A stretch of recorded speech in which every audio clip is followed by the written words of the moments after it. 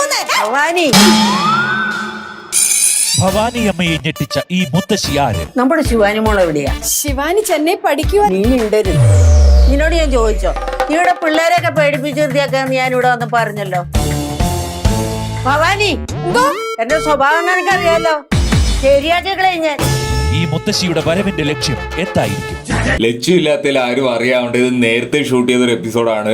ഇപ്പം recent shoot ചെയ്തതല്ല, ഇപ്പം പൊക്കോണ്ടിരുന്ന ആ ഒരു ഫ്ലോയിൽ ഷൂട്ട് ചെയ്തതല്ല, നേരത്തെ ഷൂട്ട് ചെയ്തതാണ്.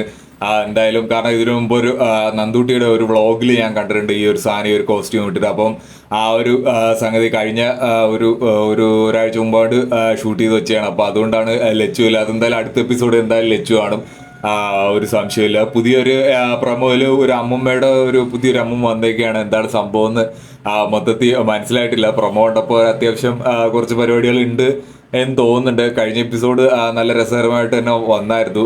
സിദ്ധു ലച്ചുവിൻ്റെ ഒരു കോംബോ ഉണ്ടായിരുന്നു, കേശുമായിട്ട് കുറച്ച് കോമഡി ഉണ്ടായിരുന്നു.